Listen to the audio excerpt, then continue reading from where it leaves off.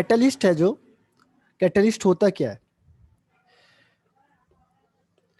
What is catalyst? Catalyst एक ऐसा substance होता है जो क्या करता है, किसी भी रेट ऑफ रिएक्शन को इंक्रीज कर देता है, रेट ऑफ रिएक्शन को बढ़ा देगा। द सब्सटेंस विच ऑल्टर कह सकते हैं, जो ऑल्टर कर सकता है, चेंज कर सकता है, जो चेंज कर देगा रेट ऑफ रिएक्शन को without changing itself, without changing itself. उसका खुद कोई चेंज नहीं होगा, लेकिन वो रेट ऑफ रिएक्शन को क्या करेगा, चेंज कर देगा। तो इस सब्सटेंस को हम कहते हैं कैटलिस्ट। कैटलिस्ट वो सब्सटेंस है जो रेट ऑफ रिएक्शन को चेंज कर देगा, मतलब इंक्रीज भी कर सकता है और डिक्रीज भी कर सकता है विदाउट चेंजिंग इटसेल्फ, यानी उसमें कोई चेंज नहीं होगा, तो उसे कहेंगे हम कैटलिस्ट। कैटलिस्ट का जैसे एग्जांपल जो एक्सपेरिमेंट किया था उसमें उन्होंने क्या किया कि KClO3 लिया, पोटेशियम क्लोरेट, और इसको टेम्परेचर दिया इन्होंने 380 से लेके 600 डिग्री सेल्सियस तक।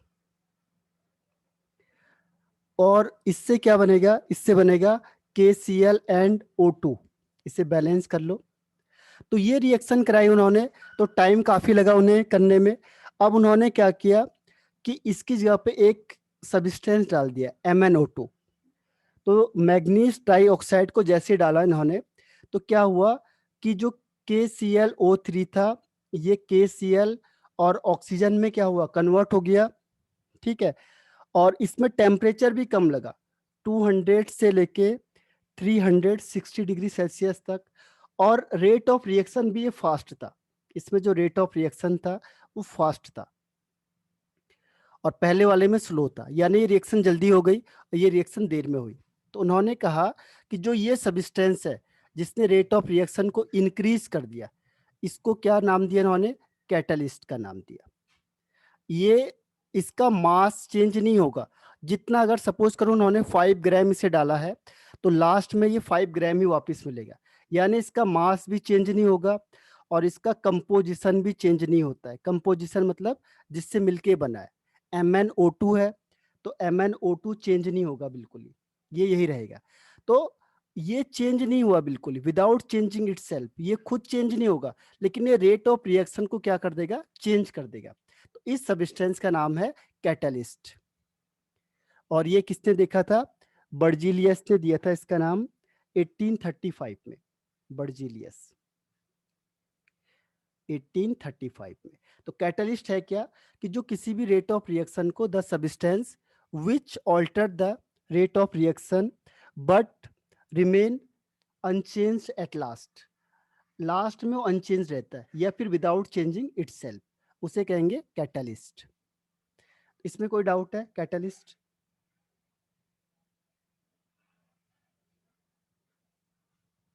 बताओ। कैटलिस्ट का मतलब द सब्सटेंस जो क्या करेगा, रेट ऑफ रिएक्शन को चेंज कर देगा, लेकिन खुद यानी उसका मास और उसका कंपोजिशन चेंज नहीं होगा, उसे कहेंगे कैटलिस्ट, ठीक है। और इस फिनोमिना को या इस प्रोसेस को हम कहते हैं कैटालाइसिस। तो ये पूरी जो फिनोमिना होती है, इस फिनोमिना को हम कहते हैं कैटालाइसिस, यानी कैटालाइसिस क्या एक फिनोमिना है और कैटालिस्ट क्या है, सब्सटेंस है। अगर मैंने कहा कैटालिस्ट, तो कैटालिस्ट इज अ सब्सटेंस और catalysis is a phenomena process, ये कैटालाइसिस फिनोमिना होती है, जबकि कैटालिस्ट क्या होती है, कोई सब्सटेंस का नाम है। तो पहला डिफाइन था कैटालिस्ट किसे बोलते हैं। अब इसमें दो तरीके के कैटालिस्ट होते हैं, एक होता है होमोजीनियस कैटालिस्ट, होमोजीनियस कैटालिस्ट, और दूसरा होता है हेट्रोजीनियस कैटालाइसिस कह लो, और हेट्रोजीनियस कैटालाइसिस। कैटालाइसिस मतलब रिएक्शन की बात कर रहे हैं हम, हेट्रोजीनियस कैटालाइसिस। जो कैटालाइसिस जो प्रोसेस होगी, जो फिनोमिना हो रही है, अब होमोजीनियस में क्या होगा, हेट्रोजीनियस में क्या होगा। तो होमोजीनियस का मतलब होता है कि जो रिएक्टेंट होगा, रिएक्टेंट और जो कैटलिस्ट होगा, ये दोनों सेम फेज में होते, सेम फेज। सेम फेज का मतलब क्या हुआ कि अगर रिएक्टेंट सॉलिड है तो कैटलिस्ट भी सॉलिड होगा, अगर रिएक्टेंट लिक्विड में है तो कैटलिस्ट भी लिक्विड में होगा, अगर रिएक्टेंट गैस में है और कैटलिस्ट भी गैस में है तो उसे कहेंगे होमो। होमो मतलब सेम। तो जब दोनों के दोनों रिएक्टेंट और प्रोडक्ट दोनों सेम फेज में होते हैं तो उसे कहेंगे होमोजीनियस कैटालिसिस, कैटालाइसिस। और हेट्रो का मतलब डिफरेंट हो जाएगा, जब रिएक्टेंट और कैटालिस्ट जो दोनों हैं वो डिफरेंट फेज में होंगे, यानी एक सॉलिड होगा तो दूसरा लिक्विड होगा या गैस में होगा, तो उसे कहेंगे हम हेट्रोजीनियस कैटालाइसिस। एग्जाम्पल के थ्रू से समझते हैं। देखो, पहले एग्जाम्पल लेते हैं होमो का, होमोजीनियस कैटालाइसिस। तो होमोजीनियस में जैसे एग्जाम्पल है आपके पास 2SO2, ये गैस है, प्लस O2, ये भी गैस है, गिव्स 2SO3, और इसमें जो कैटलिस्ट हमने यूज किया है वो है NO, ये गैस है। तो इसे कहेंगे हम होमोजीनियस कैटालिसिस। होमो का मतलब सेम, तो ये भी जो रिएक्टेंट है ये भी गैस है, ये देखो रिएक्टेंट यानी SO2 भी गैस है, O2 भी गैस है, और NO जो कैटलिस्ट हम यूज कर रहे हैं ये भी गैस है। यानी तीनों की तीनों किस फॉर्म में है? गैस के फॉर्म में है। रिएक्टेंट भी और कैटलिस्ट भी किस फॉर्म में है? गैस फॉर्म में, यानी सेम स्टेट में। तो उसे हम कहते हैं होमोजीनियस कैटालिसिस। एक और एग्जांपल देखते हैं इसमें, शुगर का एग्जांपल लेते हैं, C12H22O11 प्लस H2O। अब इसमें ये लिक्विड है और ये भी लिक्विड है, और इसमें जब हम H2SO4 डालते हैं तो ये भी लिक्विड फॉर्म में है, ठीक है। और इससे जो बनता है ग्लूकोज, ये भी लिक्विड है, और फ्रक्टोज, ये भी लिक्विड है। यानी कि रिएक्टेंट कहेंगे जो आपस में रिएक्ट करते हैं, ये रिएक्टेंट हो गए, और ये कैटलिस्ट है। तो जब रिएक्टेंट और कैटलिस्ट सेम फेज में होंगे, यानी किस स्टेट में? दोनों लिक्विड स्टेट में, तो इस फिनोमिना को हम कहेंगे होमोजीनियस कैटालाइसिस। तो होमो का मतलब हो गया सेम। तो ये समझ में आ गया होमो का एग्जाम्पल के थ्रू, होमोजीनियस कैटालाइसिस। होमो मतलब सेम, यानी कि जो दोनों के दोनों हैं रिएक्टेंट और कैटलिस्ट अगर सेम फेज में होते हैं तो उसे कहते हैं होमोजीनियस कैटालिसिस। ओके, हेट्रो का एग्जांपल देखते हैं अब। हेट्रो का एग्जांपल क्या है? हेट्रो मतलब क्या होता है कि जब रिएक्टेंट और प्रोडक्ट, रिएक्टेंट और कैटलिस्ट, जैसे मैंने अमोनिया बनाऊंगा तो नाइट्रोजन गैस है और हाइड्रोजन भी गैस है। अब जब ये आपस में रिएक्ट करेगी तो इसमें जो हम कैटलिस्ट यूज करते हैं वो आयरन करते हैं। अगर आपको ध्यान हो तो ये आयरन कैटलिस्ट का हम यूज करते हैं। तो आयरन किस फॉर्म में होता है? सॉलिड फॉर्म में। तो दोनों के अलग अलग स्टेट हो गए, ये गैस स्टेट में है और ये सॉलिड में हो गया। तो जब रिएक्टेंट और कैटलिस्ट अलग अलग फेज में होते हैं तो उसे कहते हैं हेट्रोजीनियस कैटालाइसिस। ये NH3 बनेगा गैस पे, तो इसे कहेंगे हेट्रो। हेट्रो मतलब डिफरेंट। तो हेट्रोजीनियस कैटालिसिस यानी कि द कैटालाइसिस या the process, the phenomena in which the reactant and the catalyst are present in different phase. जब अलग अलग फेज में होंगे तो इस कैटालाइसिस को हम कहेंगे हेट्रोजीनियस कैटालाइसिस। और एग्जाम्पल है इसके, देखो एक एग्जाम्पल है 2SO2 plus O2 gives platinum electrode, और ये यहाँ से भी क्या बन सकता है? 2SO3। अब ये भी गैस है, ये भी गैस है, ये भी गैस है, लेकिन प्लेटिनम क्या है यहाँ पे? प्लेटिनम है सॉलिड। तो जो कैटलिस्ट है वो सॉलिड है और जो ये रिएक्टेंट है ये गैस है। तो अलग अलग स्टेट में हो गए दोनों, एक गैस स्टेट में हो गया, एक सॉलिड स्टेट में हो गया। तो जब दोनों के दोनों डिफरेंट स्टेट में होंगे तो उसे कहेंगे हेट्रोजीनियस कैटालिसिस। एक और एग्जांपल देखते हैं इसका। इसमें ये है ओस्टवाल्ड प्रोसेस, जो हम एस ब्लॉक में पी ब्लॉक में पढ़ेंगे यहाँ पे, और काफी इंपॉर्टेंट भी है रिएक्शन। ओस्टवाल्ड प्रोसेस ने इसने दिया था, ओस्टवाल्ड ने। तो इसने क्या किया, नाइट्रिक एसिड बनाने के लिए ही है। तो इसमें 3 स्टेप की रिएक्शन होती है। तो ये पहली स्टेप की रिएक्शन है, इसमें प्लेटिनम सॉलिड होता है और 4NO और 6H2O। ठीक है, अब इसमें देखो, इसमें मेन अभी पहले ये बनाते हैं हम NO ऑक्साइड, नाइट्रिक ऑक्साइड। तो इसमें क्या है, अमोनिया किस फॉर्म में होगी, अमोनिया है गैस के फॉर्म में, और ऑक्सीजन किस स्टेट में होगा, गैस स्टेट में होगा।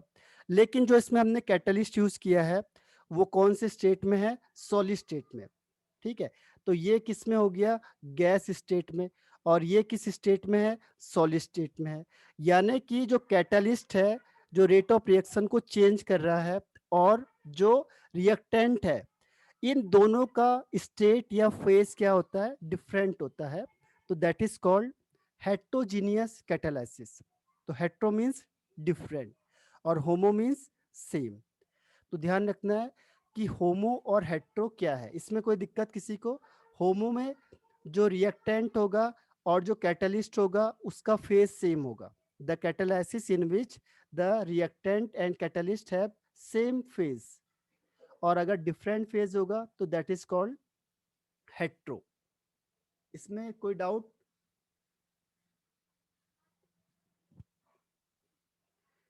बताओ।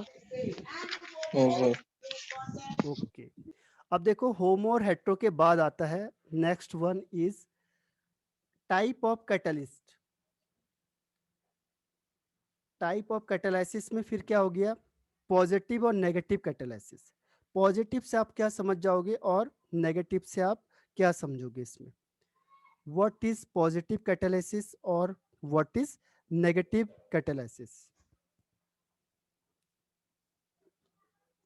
तो पॉजिटिव का मतलब कोई बता सकता है क्या होता है,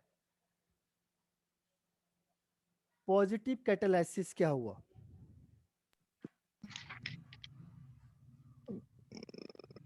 टाइप्स ऑफ, Which could हाँ सही कह रहे हो। और इस एक मिनट, हाँ श्रुति राइट आंसर है।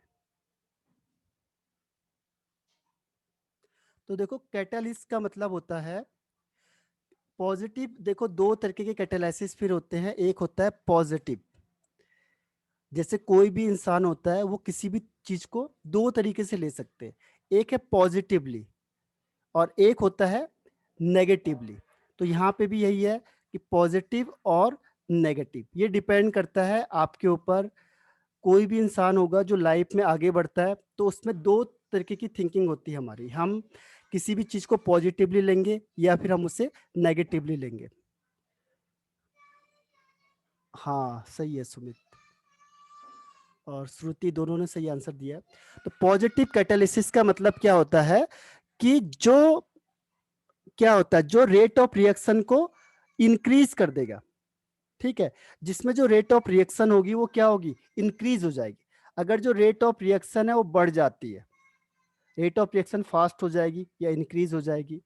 तो अगर रेट ऑफ रिएक्शन इंक्रीज हो जाती है तो उस कैटालिसिस को हम कहते हैं पॉजिटिव कैटालिसिस, यानी ये रेट ऑफ रिएक्शन को बढ़ाएगा। और नेगेटिव उसका अपोजिट हो जाएगा, जो रेट ऑफ रिएक्शन को क्या करेगा, डिक्रीज करेगा।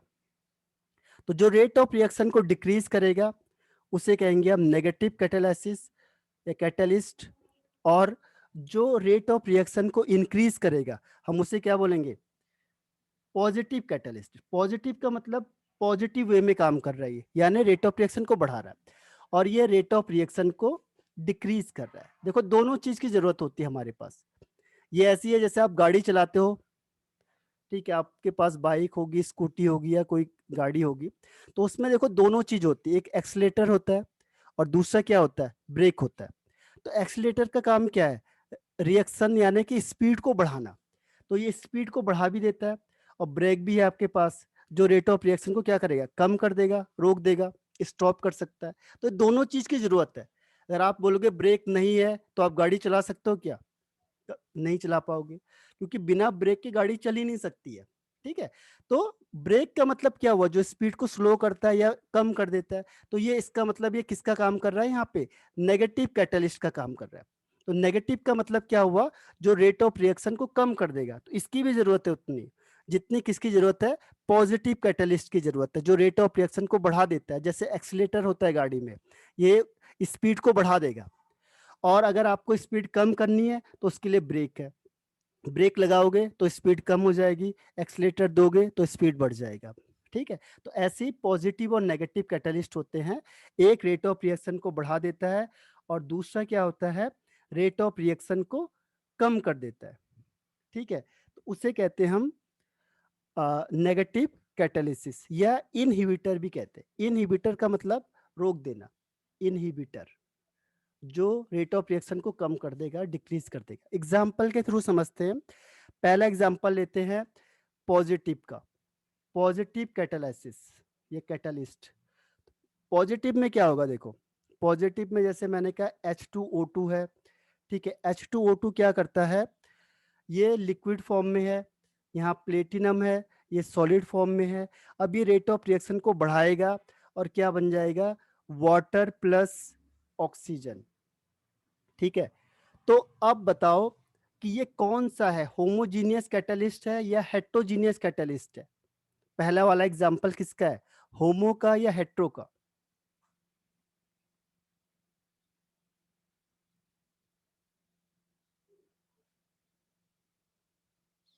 हाँ राइट, श्रुति बिल्कुल सही आंसर है।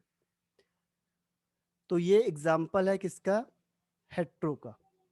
तो हेट्रो में क्या होता है, जो रेट ऑफ रिएक्शन को सॉरी जिसमें डिफरेंट फेज होता है, एक लिक्विड फेज में होगा और दूसरा किस फेज में होगा, दूसरा होगा डिफरेंट फेज में। जैसे ये लिक्विड फेज में, एल मीन्स लिक्विड, एस मतलब सॉलिड। ध्यान रखना, जब भी एस वर्ड आएगा, एस का मतलब हो गया वो सॉलिड स्टेट में है।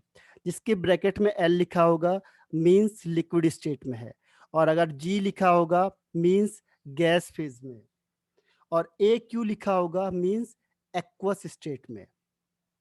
तो ये उसके फेज हो गए, पहला एग्जाम्पल है। दूसरा एग्जाम्पल जैसे अभी हमने किया था, 2KClO3, ये सॉलिड में है, इसमें हम मिलाते हैं MnO2, जिसका एग्जाम्पल मैंने स्टार्टिंग में दिया था। 270 डिग्री सेल्सियस है लगभग, और ये बनाता है 2KCl और 3O2। तो इसमें जो MnO2 है, मैग्नीज डाइऑक्साइड, ये किसका काम करेगा, रेट ऑफ रिएक्शन को बढ़ाने का काम करेगा, यानी पॉजिटिव है। तो अब ये बताओ कि ये जो स्टेटमेंट मैंने लिखा है, ये होमो का होगा या हेट्रो का होगा।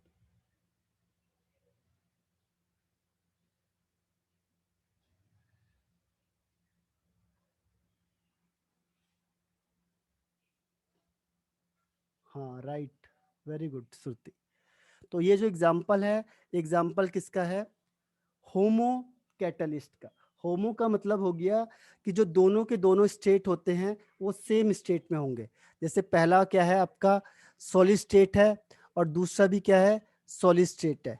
देखो ये रिएक्टेंट है सॉलिड स्टेट में, और जो कैटलिस्ट है ये भी सॉलिड में है, तो ये किस में गिना जाएगा, होमो में। तो इसके बाद थर्ड एग्जाम्पल लेते हैं इसमें। थर्ड एग्जाम्पल है जो हमने अमोनिया का एग्जाम्पल लिया था ओस्टवाल्ड मेथड का, उसी को लेते हैं। 4NH3 प्लस 5O2 गिब्स, इसमें प्लेटिनम इलेक्ट्रोड है, ये सॉलिड में होता है। ठीक है, और ये 4NO गैस है, और प्लस 6H2O, ये भी गैस है। तो अब देखो NH3 क्या होगी, NH3 गैस होगी। NH3 क्या है, NH3 अमोनिया गैस है। और ऑक्सीजन क्या होगी, ऑक्सीजन गैस होगी। और प्लेटिनम क्या है, एस सॉलिड। तो ये हेट्रो में आ जाएगा। तो यहाँ पे जो प्लेटिनम होगा वो रेट ऑफ रिएक्शन को इंक्रीज कर देगा। इसे हम कहते हैं पॉजिटिव कैटलिस्ट। तो इसके बहुत सारे एग्जाम्पल हो गए हैं, 3 एग्जाम्पल बहुत हुए। अब हम करते हैं नेगेटिव कैटलिस्ट के। नेगेटिव कैटलिस्ट यानी कि जो कैटलिस्ट क्या करता है, रेट ऑफ रिएक्शन को डिक्रीज कर देता है, कम कर देता है, उसे कहेंगे नेगेटिव कैटलिस्ट। इसमें पहला एग्जाम्पल है सोडियम सल्फेट, ये सॉलिड में है, प्लस ऑक्सीजन ये गैस में है, गिब्स ये है एल्कोहल। एल्कोहल आपको पता है किस स्टेट में होगा, लिक्विड स्टेट में होगा, ठीक है। और ये बना देता है Na2SO4, ये है सॉलिड में। तो यहाँ पे जो एल्कोहल होगा, ये एल्कोहल का काम क्या है, इसका काम है रेट ऑफ रिएक्शन को डिक्रीज करना, कम करना। तो रेट ऑफ रिएक्शन को डिक्रीज करेगा, तो ये कौन सा हो गया आपके पास, नेगेटिव कैटलिस्ट। तो नेगेटिव का मतलब जो रेट ऑफ रिएक्शन को डिक्रीज करेगा। तो यहाँ पे जो एल्कोहल है वो रेट ऑफ रिएक्शन को डिक्रीज करेगा।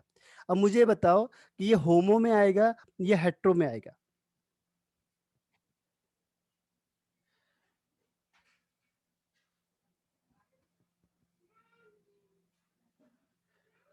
रिप्लाई करो।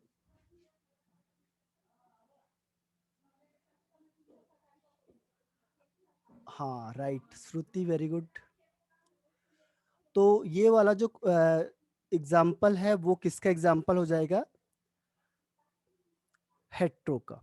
हेट्रो का पता कैसे चलेगा, देखो हेट्रो में हमें पता कैसे चलेगा, जो रिएक्टेंट होगा ये किस स्टेट में है, सॉलिड में है, ये गैस में है, और ये लिक्विड में है। तो जब तीनों अलग अलग स्टेट में हो गए तो हम उसे क्या कहेंगे, हेट्रो।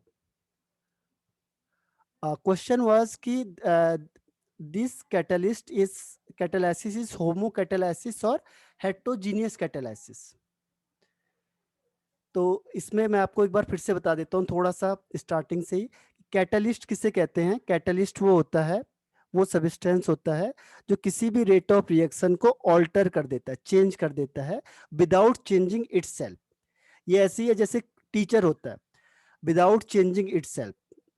टीचर कुछ नहीं करेगा, देखो टीचर आपको पढ़ाता है, आप लोग 12th में हो अभी, और आप लोग फाइनल बोर्ड का एग्जाम दोगे, ठीक है। तो यहाँ पे भी आप हो और यहाँ पे भी आप लोग रहोगे।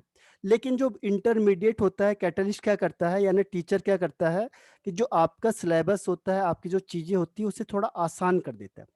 अब देखो स्कूलों सब जगह में टीचर्स पढ़ाते हैं, तो टीचर का रोल क्या होता है कि जो सिलेबस होता है उसको आसान कर देता है, जिससे आपकी पढ़ने की स्पीड बढ़ जाती है, ठीक है। तो एक तरीके का कैटलिस्ट का काम है, लेकिन इसमें कोई चीज चेंज नहीं हो रही है, ठीक है। तो वो कैटलिस्ट का काम करेगा, वो रेट ऑफ रिएक्शन को बढ़ा रहा है। तो हमारे पास दो तरीके के कैटालाइसिस होते हैं, फिनोमेना को हम कहते हैं कैटालाइसिस, और सबस्टेंस को कहते हैं कैटलिस्ट। कैटालाइसिस हो गया फिनोमेना और कैटलिस्ट हो गया सबस्टेंस। अब कैटालाइसिस दो तरीके के हो गए थे हमारे पास, पहला था होमो और दूसरा हेट्रो कैटालिसिस। तो होमो का मतलब होता है कि जिसमें रिएक्टेंट और कैटलिस्ट सेम फेज में होते हैं, जैसे सब सॉलिड या सब लिक्विड या सब गैस। हेट्रो का मतलब होता है जिसमें रिएक्टेंट और कैटलिस्ट डिफरेंट फेज में होते हैं, तो उसे कहते हैं हेट्रो कैटलिस्ट। उसके बाद पॉजिटिव कैटलिस्ट था और नेगेटिव था। तो पॉजिटिव का मतलब होता है जो रेट ऑफ रिएक्शन को इंक्रीज कर देता है, और नेगेटिव कैटलिस्ट किसे कहेंगे, जो रेट ऑफ रिएक्शन को डिक्रीज कर देगा। फिर हम एग्जाम्पल पढ़ रहे थे इसमें, तो छोटा सा ही है ये, ज्यादा बड़ा नहीं है चैप्टर। इसमें देखो नेगेटिव वाले में एग्जाम्पल एक और है, नेगेटिव कैटलिस्ट का एग्जाम्पल है 2H2O2। इसमें हम डालते हैं ग्लिसरीन,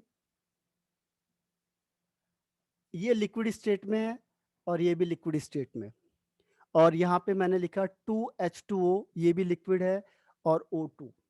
तो ये कौन सा जीनियस है, हेट्रोजीनियस है या होमोजीनियस है, ये जो एग्जाम्पल है ये किस जीनियस में आएगा, होमोजीनियस या हेट्रोजीनियस में।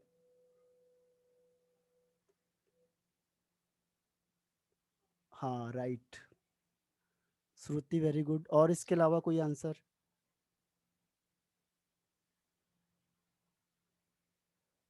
हाँ, यामिनी राइट आंसर है। तो होमोजीनियस और हेट्रोजीनियस, होमो का मतलब कि जिसमें जो रिएक्टेंट होगा और जो कैटलिस्ट होगा उनकी स्टेट सेम होगी। ये लिक्विड है तो ये भी लिक्विड है, तो हम कहेंगे इसे होमोजीनियस। ठीक है, तो ये एग्जांपल है, इसमें क्या करना है, ग्लिसरीन रेट ऑफ रिएक्शन को कम कर देगा। एक और एग्जांपल लेते हैं, लास्ट एग्जांपल नेगेटिव का। नेगेटिव का मतलब क्या होता है, जो रेट ऑफ रिएक्शन को डिक्रीज कर देगा। ये भी जरूरी है, जैसे आप फैन चलाते हो तो फैन को आपने ऑन किया, ऑन करने से क्या हुआ, फैन चलना स्टार्ट हो गया, तो अब उसको रोकना नहीं है क्या, उसकी स्पीड को आप चाहते हो कम भी कर सकते हो। उसके लिए क्या होता है, रेगुलेटर लगा होता है। रेगुलेटर क्या करता है कि स्पीड को कम ज्यादा कर सकता है। तो उसमें आप, अगर ये रेगुलेटर नहीं लगा होता तो आप एक ही स्पीड से फैन को चला सकते थे, लेकिन अब क्या कर सकते हो, आप फैन को बदल सकते हो। तो ऐसे ही हम क्या करते हैं, केमिस्ट्री में कैटलिस्ट को डालते हैं। इसकी, इससे क्या होगा कि रेट ऑफ रिएक्शन को हम कम ज्यादा कर सकते हैं अकॉर्डिंगली। तो ये है नेगेटिव कैटलिस्ट का मतलब, जो रेट ऑफ रिएक्शन को डिक्रीज करेगा। तो इसमें जो मैंने एल्कोहल मिलाया है, ये एल्कोहल क्या होता है, रेट ऑफ रिएक्शन को डिक्रीज कर देता है। ठीक है, ये लिक्विड है। तो अब ये बताओ, ये होमो में आएगा या हेट्रो में आएगा। ये क्लोरोफॉर्म है। क्लोरोफॉर्म आपको पता है जो बेहोशी में काम आता है। अगर कहीं पे हॉस्पिटल वगैरह होता है तो बेहोश करना होता है या किसी ऑपरेशन में, तो उसमें हम इसे यूज करते हैं। कई लोग और जगह पे भी यूज करते हैं इसे। अगर किसी को लूटना हो तो बेहोश करो पहले उसे, फिर आराम से लूट के ले जाओ। तो ये क्लोरोफॉर्म सुंघा के क्या करते हैं, उसे बेहोश कर सकते हैं।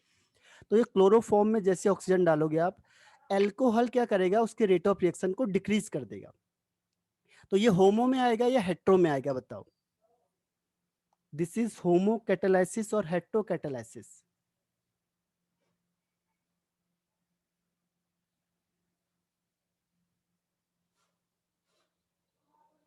हाँ, वेरी गुड सुमित। होमो का मतलब होता है, नहीं होमो में नहीं आएगा, ये हेट्रो में आएगा।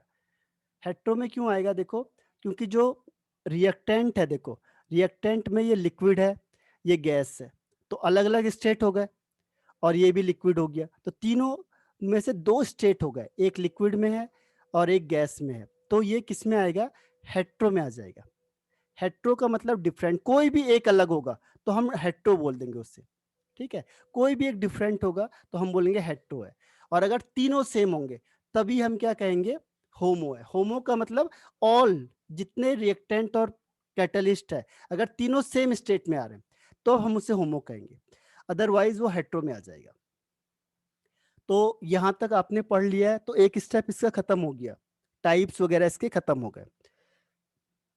अब एक आपको थ्योरी बताता हूँ, बहुत आसान सी थ्योरी है इसमें, adsorption theory of heterogeneous catalysis. Adsorption कई बार ये 1-2 नंबर में पूछा हुआ है ये, कि एडजॉर्प्शन थ्योरी बताओ। Adsorption theory of heterogeneous catalysis, बहुत आसान सी थ्योरी है, ये अभी आपको याद हो जाएगी। Adsorption theory of heterogeneous catalysis. तो इसमें क्या है, देखो थ्योरी के अकॉर्डिंग, इसमें इसके 5 स्टेप है। वो 5 स्टेप आपको याद रखने, कहीं बार 4 है या 5 है, मैकेनिज्म में आ जाता है इसके, वो आपको याद रखने पड़ेंगे। ठीक है, अब कौन कौन से स्टेप है, देखो 5 स्टेप। पहला स्टेप क्या है इसका, जैसे मैंने कहा कि कोई भी आपके पास सॉलिड है, तो सॉलिड में सरफेस होता है। हेट्रो का मतलब क्या होता है कि सॉलिड स्टेट होना चाहिए। सपोज ये सॉलिड स्टेट है आपके पास, ठीक है, ये कैटलिस्ट है आपके पास, और कैटलिस्ट मैंने कहा आपको क्या करता है, सरफेस प्रोवाइड कराता है। जैसे प्लेटिनम इलेक्ट्रोड लेते हैं हम जब वाटर बनाएंगे, या कई बार अमोनिया बनाते तो आयरन कैटलिस्ट यूज करते हैं। तो इनका काम क्या है, सरफेस प्रोवाइड कराना। तो ये सरफेस प्रोवाइड कराएंगे। अब होगा क्या कि सरफेस प्रोवाइड कराने के लिए पहली चीज हमें क्या करनी पड़ेगी, इसमें पहला स्टेप मुझे क्या करना पड़ेगा, पहला स्टेप मुझे क्या करना पड़ेगा, डिफ्यूजन ऑफ, डिफ्यूज मतलब पास आउट करना पड़ेगा, डिफ्यूजन ऑफ रिएक्टिंग गैसेस। जो भी गैसेस होंगी रिएक्टिंग गैसेस, उसको इसमें पास आउट करना पड़ेगा। यानी यहाँ पे सपोज मुझे वाटर बनाना है, तो वाटर के लिए क्या होगा, H2 और ऑक्सीजन गैस होगी। तो सबसे पहले इस कैटलिस्ट में मैं क्या करूंगा, बाहर से हाइड्रोजन और ऑक्सीजन गैस इसमें डालूंगा। तो पहला स्टेप मेरा यही होगा कि हाइड्रोजन और ऑक्सीजन गैस क्या होगा, इसमें पास आउट करना पड़ेगा, नहीं तो कैसे रिएक्शन होगी। तो उसके लिए स्टेप फर्स्ट क्या हो गया, diffusion. Diffusion of reacting gases, जो भी जिसको हम रिएक्ट करा रहे हैं उस गैस को हम इसमें पास आउट कराएंगे। तो पहला स्टेप सबको समझ में आया। अब पास करने के बाद क्या होगा, जैसे मैंने इसमें पास करवा दिया हाइड्रोजन ऑक्सीजन को, तो सेकेंड स्टेप में क्या होगा, अब यहां पे क्या होगा, एडजॉर्प्शन टेक्स प्लेस। अब एडजॉर्ब हो जाएंगी गैस, होगा कि नहीं होगा, ये गैस एडजॉर्ब हो जाएंगी इसके ऊपर से। जैसे हाइड्रोजन लिया तो ये हाइड्रोजन हो गया, ऑक्सीजन लिया तो ये ऑक्सीजन हो गया, हाइड्रोजन ऑक्सीजन हाइड्रोजन। इस तरीके से गैस क्या होंगी, इसके सरफेस के ऊपर क्या होंगी, एडजॉर्ब हो जाएंगी। ठीक है, तो सबसे पहले मैंने क्या किया, गैस को इससे पास आउट कराया। पास आउट कराने के बाद क्या होगा, एडजॉर्प्शन हो जाएगा। तो दो स्टेप सबको समझ में आ गए। रिप्लाई करो यस नो, फिर मैं तीसरे स्टेप में पहुंचता हूं।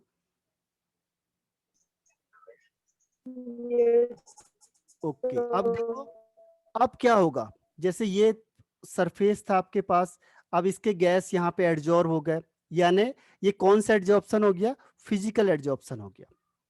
अब ये यहाँ पे एडजॉर्ब हो गए, हाइड्रोजन हो गया, यहाँ पे कौन सा हो गया, ऑक्सीजन हो गया, फिर यहाँ पे कौन हो गया, हाइड्रोजन हो गया।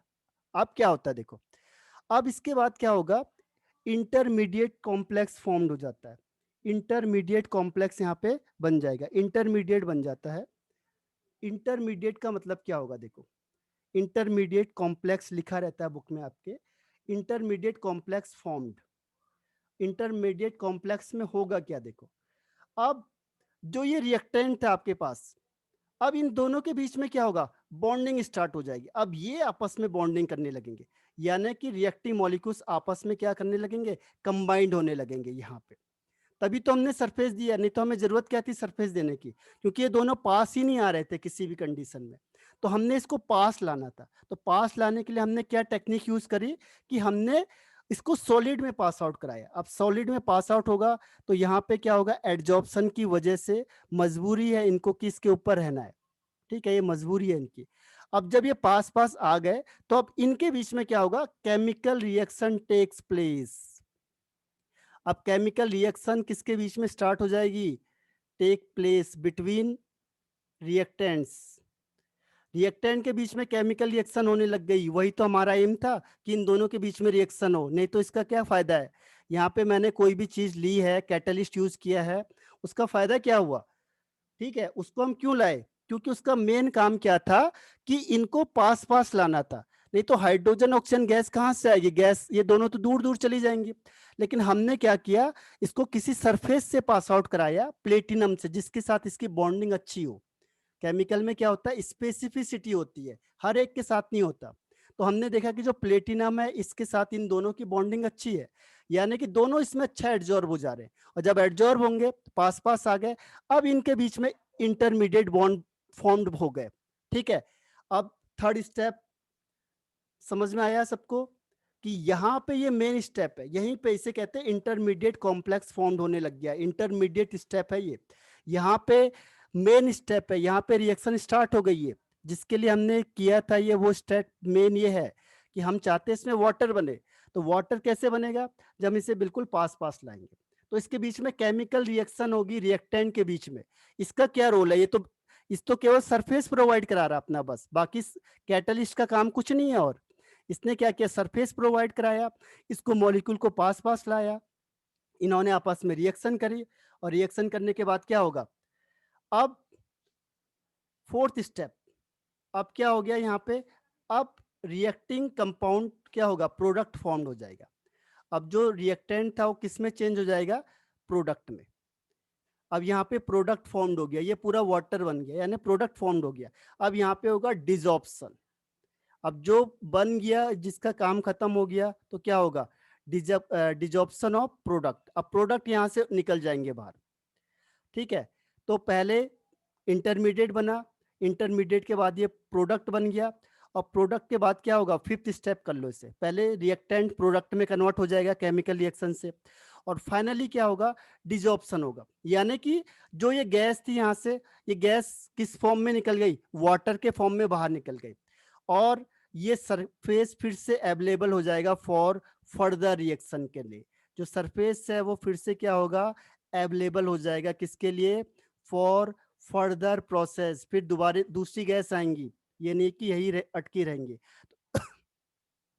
तो फर्दर प्रोसेस के लिए क्या होगा, ये सरफेस फिर से अवेलेबल हो जाएगा हमारे पास, तो उसके लिए डिजॉर्प्शन जरूरी है। तो यहां से जैसे ही वाटर बना, ये यहां से निकलेगा बाहर, और क्या होगा, दूसरी गैस दूसरी बार फिर से ये हाइड्रोजन ऑक्सीजन फिर से पास आउट हो जाएगी। ये सरफेस खाली हुआ, फिर से हाइड्रोजन ऑक्सीजन आ गए, फिर रिएक्शन होगी, फिर वाटर बनेगा, फिर निकलते जाएगा। तो इस तरीके से प्रोसेस चलती जाएगी रिपीटेडली। तो इसे कहते हैं adsorption theory of heterogeneous catalysis. ये समझ में आया, 5 स्टेप।